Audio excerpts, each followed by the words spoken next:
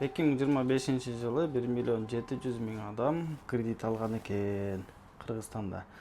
Алардын ичинде 62% бул потребительский кредит, мындайча айтканда, өзүнүн күнүмдүк керектелүүчү нерселерди алган кредит болот.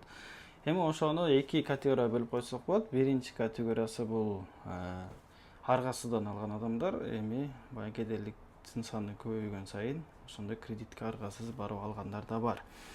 Эми экинчи тайпасы бул жанагы телефон, башка нерселерди рассрочка кредит сыяктуу алган адамдар. Эми буларга негизи кайрылуу келечектеги бүткүл тапкан пайдаңыздын, доходуңуздун 50%-ны сиз банкка берип коесуз жана аргасыздан ошону кредит канчалык көп алган сайын сиз көнүп каласыз. Ошо көнүү менен келечекте аябай чоң проблема болот. Себеби сиз тапкан акчаңыз күн сайын барып азайып кете берет, пайдасы.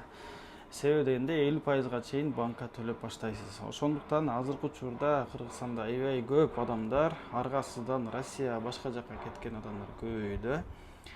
Ошол көбөйгөнүн себеби бир гана кредит. Ошондуктан бул кредит алардан мурун сөзсүз же бизнеске же бирдеме алышыңыз мүмкүн, бирок аны дагы финансылык билими бар болуп андан кийин алсаңыз жакшы болот. Себеби дегенде кыргызстандык азыркы пайыздар менен 90% бүткүл бизнес банкрот болот.